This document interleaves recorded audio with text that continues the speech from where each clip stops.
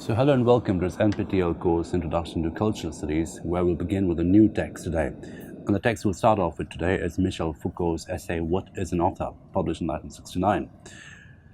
Before I dive into the text, which you will in a couple of minutes, let's spend a little bit of time talking about Foucault, about the significance that Foucault has in culture studies, the massive importance, the massive impact he's had as a thinker, as a philosopher, as a theoretician, etc. And some of you are probably aware of the fact that he is one of the really most significant philosophers when it comes to looking at the relationship between power and knowledge, the collusion between power and knowledge that appears in different societies, at different historical conditions, etc., and how the collusion creates certain hegemonic identities, how the collusion creates certain hegemonic systems of signification, etc. And one can draw, and people have drawn extensively in Foucault in terms of looking at things such as racism, biopolitics, and it's written on biopolitics extensively as well. So Foucault is a very important philosopher when it comes to looking at the epistemic construct of power, the epistemic construct of hegemony, the knowledge construct of hegemony. For instance, looking at the collusion between medicine and race, looking at the collusion between politics and medicine, etc., which are things which historically happened on several occasions in human history. I mean, one can think of the Nazi situation in Germany. One can think of racism in 19th century Africa, when European powers became and they medicalized race to a great extent. And we've already studied Frantz Fanon's Black Skin, White Marks, where he talks about that extensively. So this is the general significance of Foucault, the general impact of Foucault, the general contribution of Foucault on cultural studies, and as a result of which he's a philosopher we keep going back to in our understanding, for a more complex understanding of power, culture, identity, knowledge, etc. Okay, now in this essay he talks about the author. So the very title of the essay, What is an Author?, is about the author, is about the identity of the author, the constructed quality of the author, the power that is associated with the term author. And some of you are probably aware that there is another essay which is written pretty much contemporary to Foucault. Roland Barthes wrote this really provocative essay called Death of an Author, which is about it's a very postmodern, post-structuralist take on authorship, authority. And this brings us to the key concept today, the relationship between author and authority in modern society. This is what Foucault studies extensively in this particular essay. So it looks at, for instance, the collusion between authority and writing.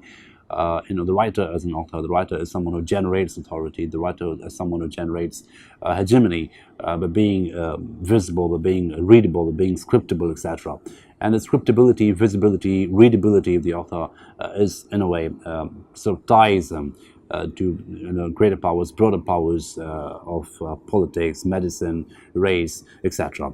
In other words, ideology. So he's talking about the relationship between writing and ideology. So how does writing, or becoming a writer, becoming a visible public writer with a public name, a public persona, a public significance, how is that related to the idea of ideology, to the idea of the ideological state apparatus? So the entire apparatus of ideology is reliant to a great extent on visibility, on writability, scriptability, etc. So the writer over here is someone who becomes an agent in the ideological system, according to Foucault. And he talks about the historical construction of the writer, how does the notion of the author, the writer, come into being, and what is an author, and how is the idea of the author related to authority, and then in association with agency. So these are the broad terms which this particular essay covers, and we'll read this in some details as we move on. So let's look at the beginning of the essay. So this is the opening of What is an Author by Michel Foucault, which should be on your screen, and I'm going to read out line by line at the beginning, and then we'll look at more specific sections in due course.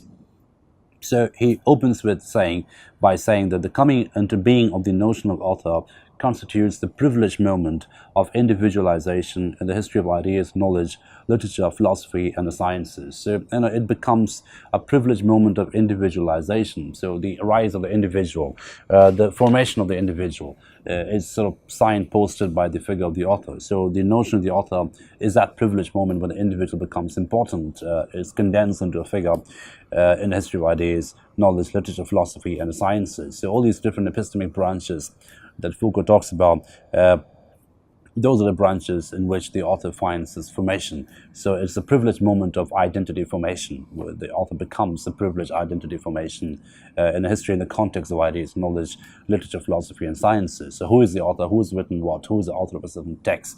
Who is the author of a certain discourse? So these become very important questions. And in the case of sciences, there's a very interesting relationship one could establish between the author and the inventor. So the inventor is a privileged person in science.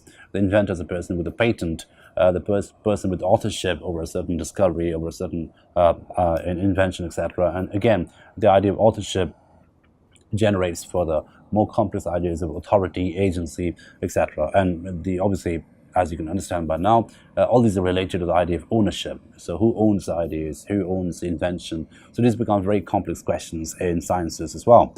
Okay, so even today, as Foucault goes on to say, even today when we reconstruct the history of a concept, literary genre, or school of philosophy, such categories seem relatively weak, secondary, and superimposed scansions in comparison with the solid and fundamental unit of the author and the work.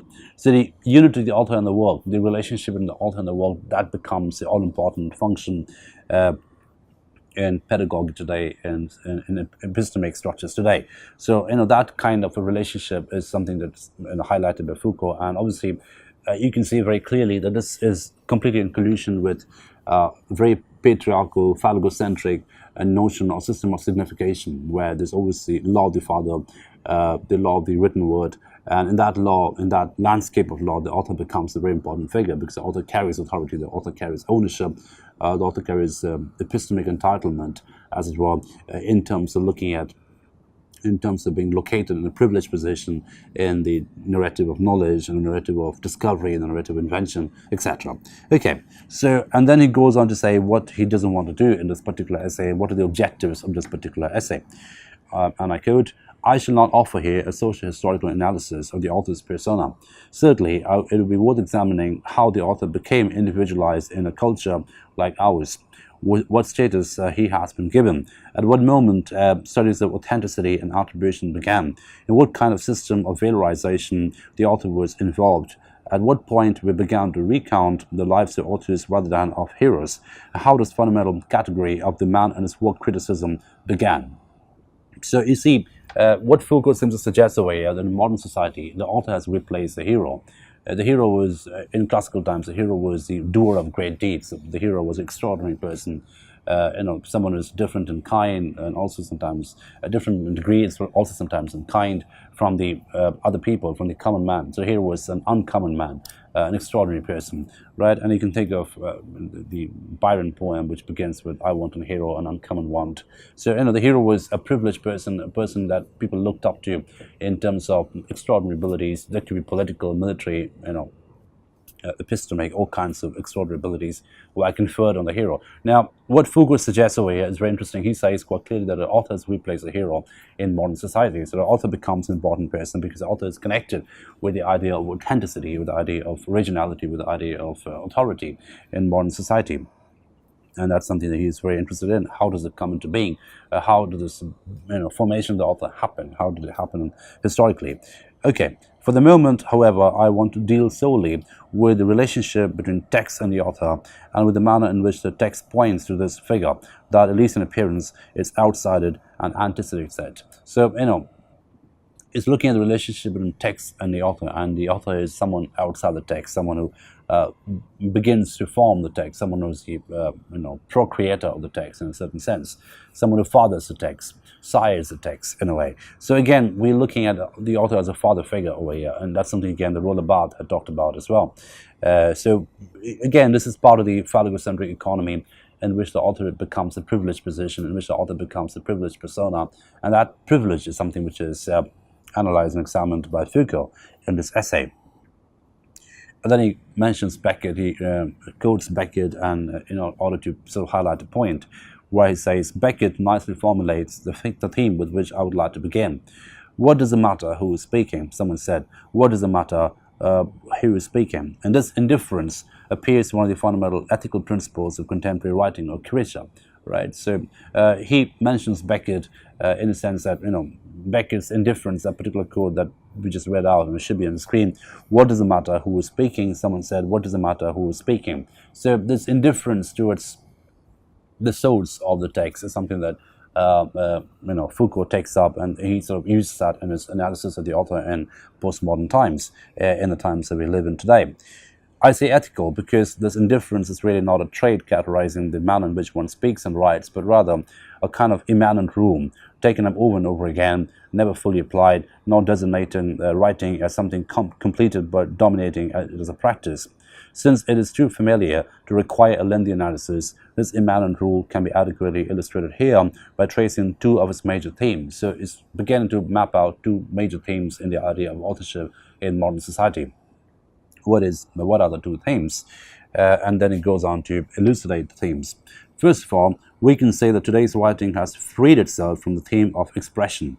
Referring only to itself, but without being restricted to the confines of its interiority, writing is identified with its own unfolded exteriority. This means that it's an interplay of signs arranged less according to a signified content than according to the very nature of the signifier. Writing unfolds like a game, a zoo that invariably goes beyond its own rules and transgresses its limits. In writing, the point is not to manifest or exalt the act of writing, nor is it to pin a subject within language. It is rather a question of creating a space into which the writing subject constantly disappears. So, this particular passage, which is on your screen, this could be read. It's a really important passage because this could be read as a very post-structuralist definition of writing in postmodern times, where who is speaking, who is doing the writing becomes insignificant over here. Writing becomes a play of signifiers. And again, look at the way in which there's a resistance to some kind of a signified closure, right? So, like any good post-structuralist, Foucault over here is someone who's sort of questioning the entire causal relationship between signifier and signified, and is saying quite clearly that it's writing becomes a practice which is doesn't restrict itself to the confines of its own interiority. It doesn't need to make its own semantic significance. It's not tied to its own semantic landscape. It's identified as its own unfolded exteriority. So it becomes it's a constantly playable process. It's something which extends forever, goes beyond its own interiority, goes beyond its own semantic possibilities, and more importantly, it's a game. So there's this very ludic quality about writing that Foucault highlights the way. Writing unfolds like a game that invariably goes beyond its own rules and transgresses its limits. So the word transgresses away is very, very important. So writing becomes almost like a auto activity. It's an auto activity because it doesn't require any rules. It doesn't require any restrictive rules or parameters to abide by. It actually goes beyond the parameters. It becomes a very ludic play, a very ludic activity, and it keeps transgressing its limits. So the word transgression away is very important because that holds the key to writing as far as Foucault sees it in post-structuralist times. And in a post-structuralist environment, in a post-structuralist climate, writing becomes an act of transgression. Man, you remember the word transgression has appeared many times, especially when you're reading Judith Butler, Gender Trouble. I mean, the entire idea of gender trouble is to transgress the limits of gender, transgress the limits of normativity associated with gender. So again, writing away becomes a resistance to normativity. It becomes a transgressor to normativity. It transgresses normativity. It goes beyond the normative limits of its own interiority. So he says over here, in writing, the point is not to manifest or exalt the act of writing. So it's not really about exalting the act of writing, nor is it to pin a subject within language, nor is it to pin a human subject within language, nor is it to define a human subject within language, with a sense of closure. It's rather a question of creating a space into which the writing subject constantly disappears. So writing creates its own subliminal spaces, as it were, or subterranean spaces where the writing subject constantly disappears. So the author disappears into the writing, and that's the whole point of post-structuralist writing as Foucault understands it. So this particular passage is very important for those of you interested in post-structuralism and a post-structuralist perspective in the act of writing. So writing becomes an activity that creates its own disappearance, that creates its own absences, that creates its own transgressions. And that transgression and that absences, the writer disappears constantly. The writer becomes a disappearing figure. So there's no transcendental signifier, there's no human subject who is defined through an act of closure. There's no causal relationship between signifier and signified, but rather what we have is a constant play of possibilities which transgresses the very limits of interiority of writing itself. So this becomes a very important passage, and I would like to you to spend some time while you're reading this after this lecture. That's the first theme that Foucault talks about. The second theme, writing's relationship with death. So there's always a death drive in writing, as Foucault understands it. It's even more familiar. This link subverts an old tradition exemplified by the Greek epic, which was intended to perpetuate the immortality of the hero. So this particular trend of writing, again, postmodern writing, post-structuralist writing, the trend towards death, the death of the author, the death of the subject, etc., it's got a slightly nihilistic quality, as you can see it. And that, Foucault says, goes against the classical ethos of writing, which was to perpetuate the immortality of the hero. To the ancient Greek classics, they sort of celebrated the immortality of the hero. So immortality over here obviously becomes metaphorical immortality in ancient Greek classics. If he was willing to die young, it was so that his life, consecrated and magnified by death, might pass into immortality. The narrative then redeemed this accepted death. In another way, the motivation as well as in theme and the pretext of Arabian narratives, such as 1001 Nights, was also the eluding of death. One spoke telling stories into the early morning in order to forestall death, to postpone the day of reckoning that would silence the narrator.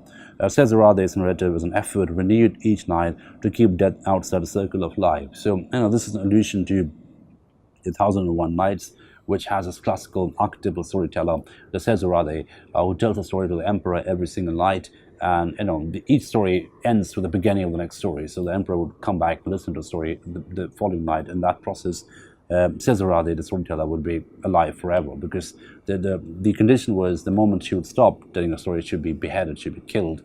So the only way of not dying, the only way not to die, the only way to ward off death is by storytelling. Storytelling becomes it becomes a life-preserving activity. It becomes a preservation activity, a preservation act, a life-sustaining activity, a very performative, sustaining activity through which death is being warded off over here. So to keep death outside the circle of life, and storytelling becomes an epistemic activity, and also it becomes some kind of a existential, building of a self, building of a life narrative, right? So storytelling becomes a life narrative over here, and that's something that is in relation, that is in connection with the ancient classical, Greek, tragedy and Greek literature, where writing or storytelling became the way through which immortality was to be achieved, right? But that particular trend, that particular idea is subverted in modern times in post-structuralist writing, according to Foucault, as he goes on to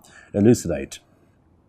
Okay, so what happens to writing in our culture and the cultures Foucault studies it?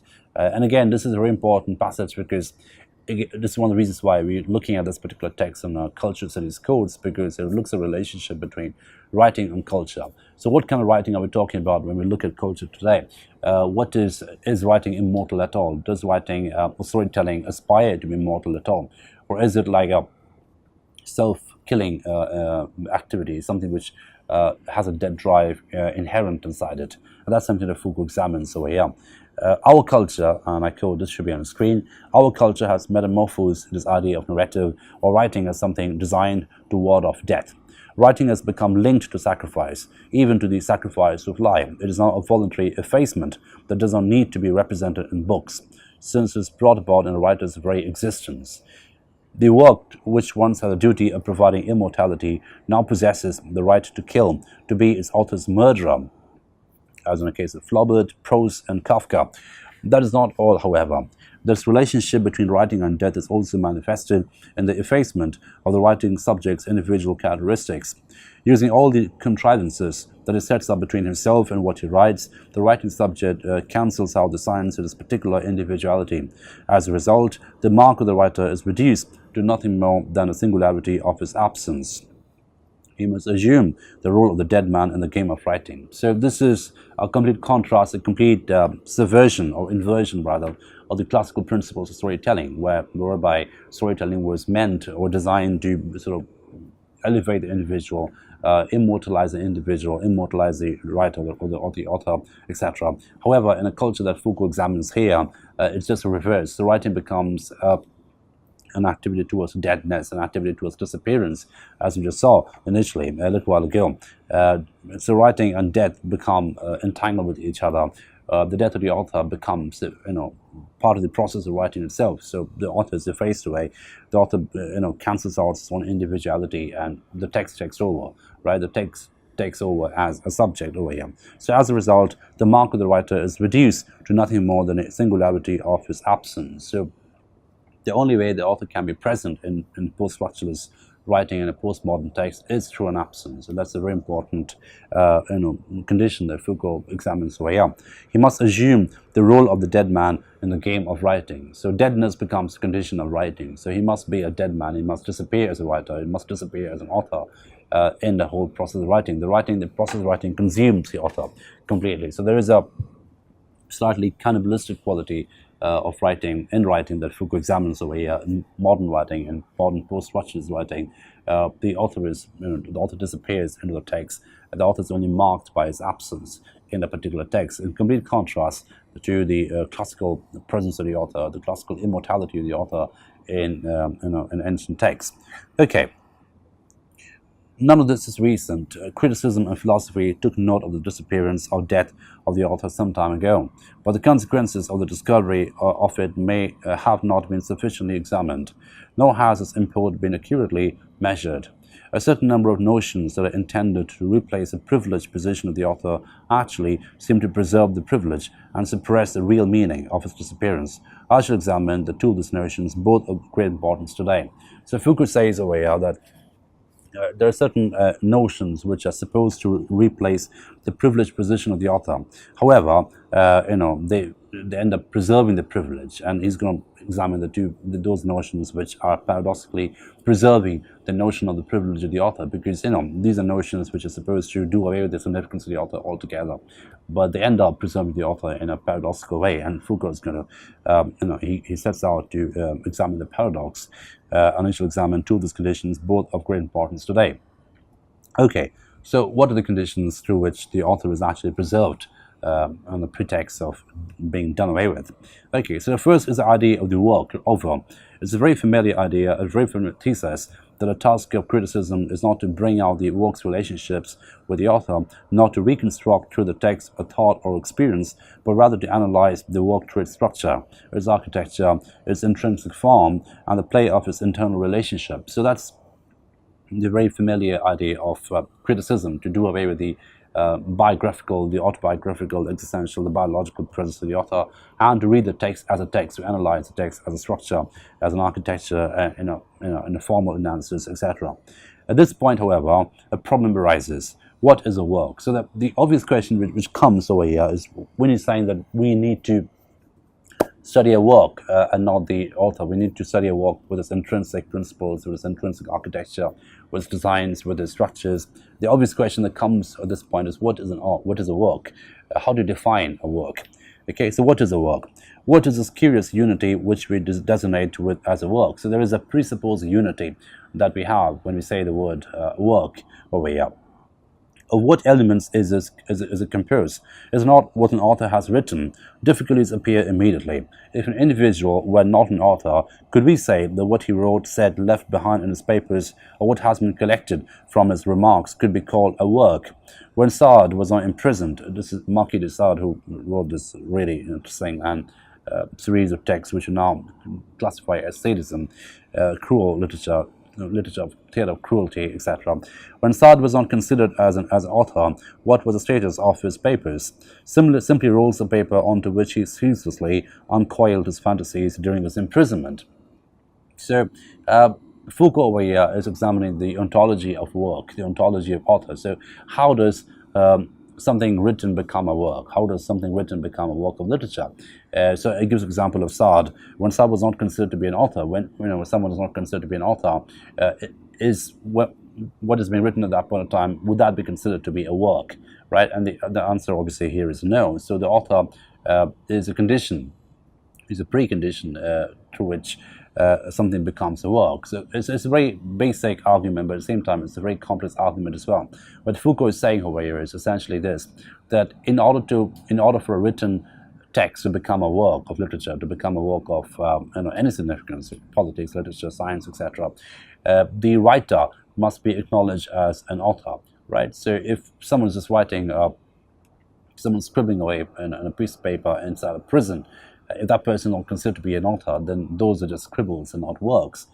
So in order for that scribbles to become work, that particular individual must be considered to be an author in the first place. So therein lies the paradox that Foucault is examining over here, that this is one thesis which wants to do away with the presence of the author. So it wants to treat the work as a text, wants to treat the work as a self-sufficient entity. But the question is, in order for that entity to become work in the first place, the idea of the author must be retained, must be resurrected. If there's no author, there's no work. So in order to treat something as a work, we need to presuppose it's written by an author. So that presupposition is a presupposition of the presence, the ontology of the author. Okay, so the author stands always outside the text. The author is someone who is obviously authoring the work, and again, the ontology of work becomes important over here. So even when an individual has been accepted as an author, we must still ask whether everything that he wrote or left behind is part of his work. So this is a very post-structuralist argument again.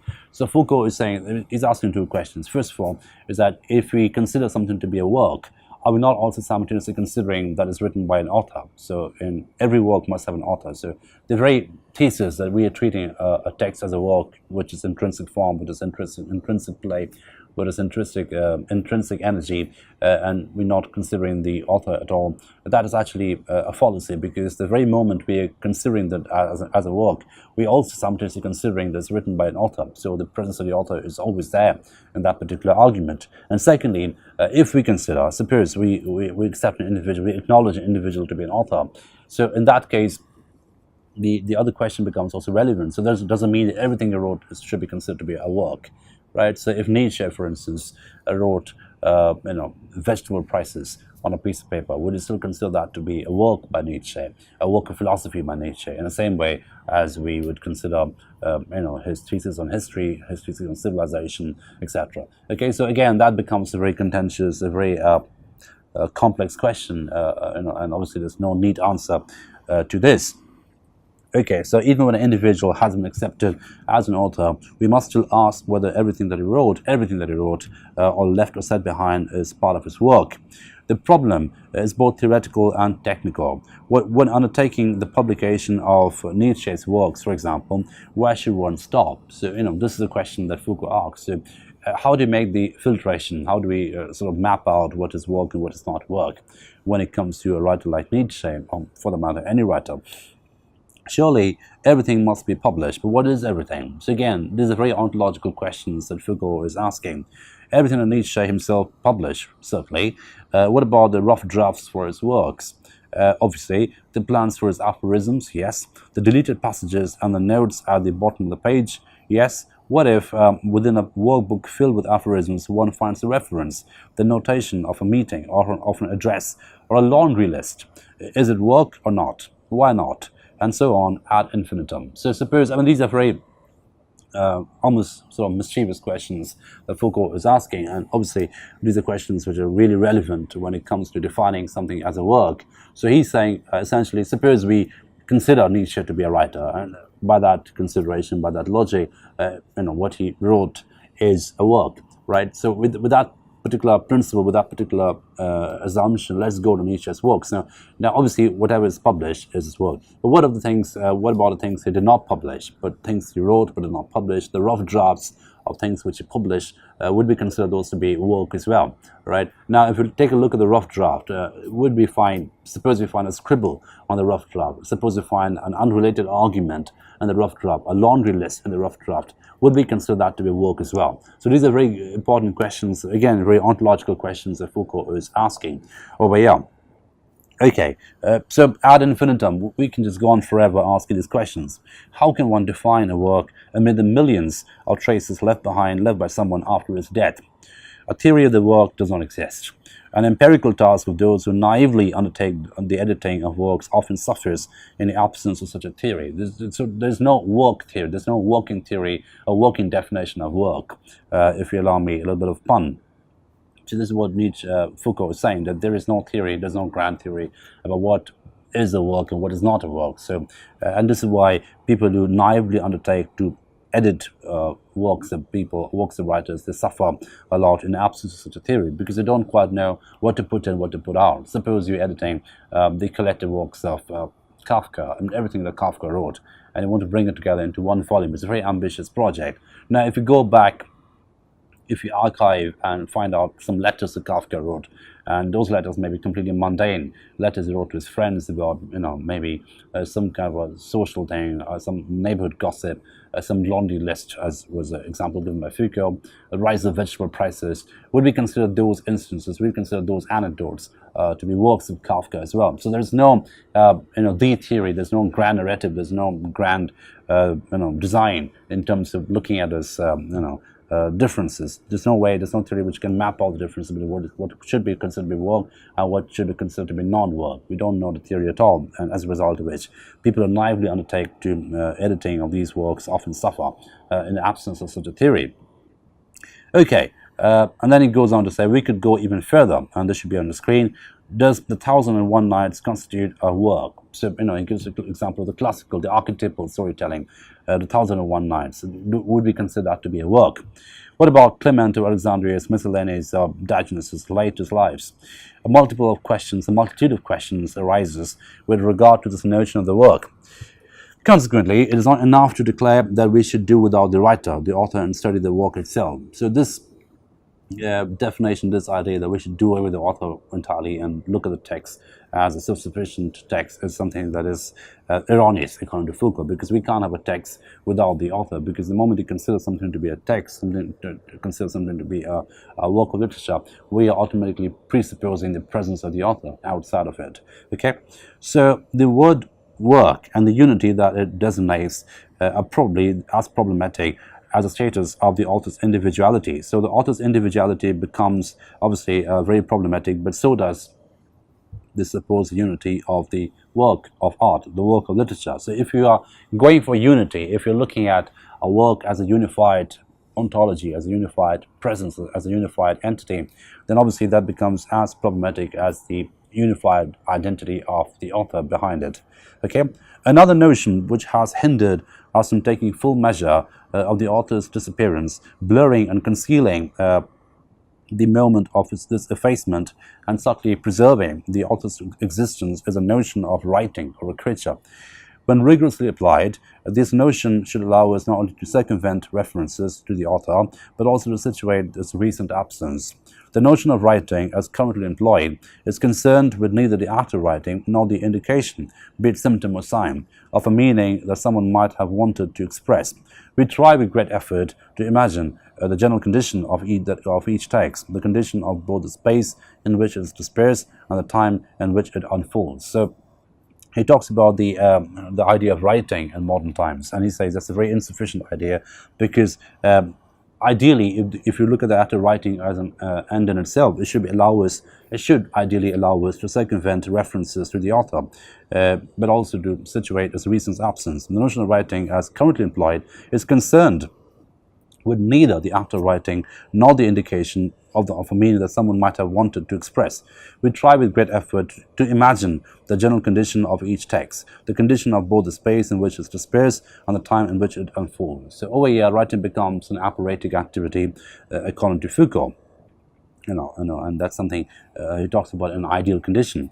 In current usage, however, the notion of writing seems to transpose the empirical characteristics of the author into a transcendental anonymity. So, first it gives us the ideal condition where the writing becomes, should become a disappearance for the author. It will become an aphoretic activity, a ludic activity in which the author should constantly disappear, etc.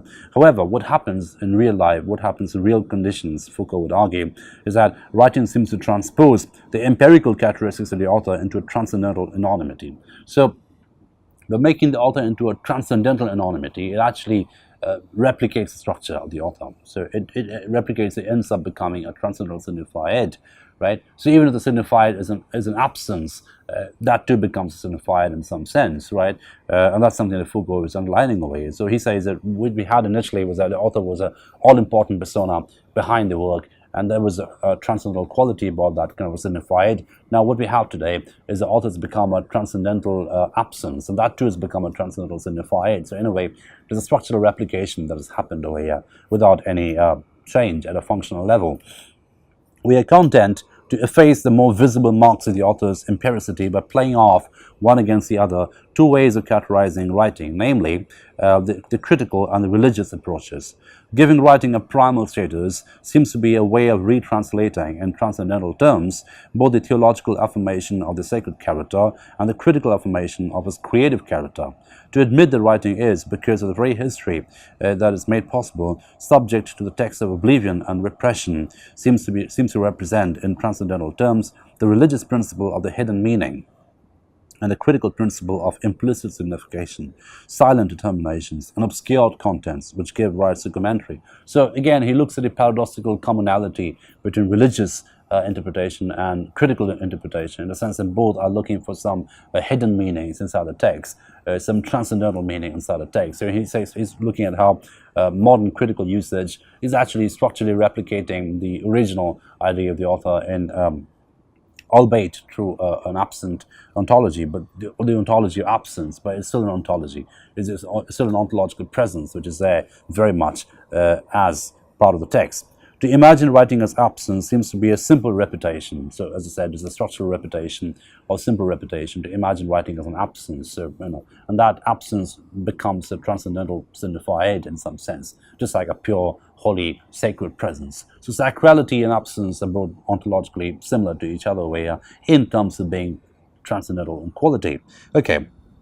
So to imagine writing as absence seems to be a simple repetition in transcendental terms of both the religious principle of inalterable and yet never fulfilled tradition and the aesthetic principle of the work's survival, its perpetuation beyond the author's death, and its enigmatic excess in relation to him, right? So again, we have a structural similarity over here between the ancient religious way of looking at text and a modern way of looking at text as an absence, okay? And therein lies the paradox that Foucault is exploring over here. So we conclude this lecture with on this point, and we'll continue with this text in the times to come. But just go through the lines, go to the sections which are studied in some detail, because those are important sessions for the purpose of this particular course. So I'll see you, and we'll continue with this in the next lecture. Thank you for your attention.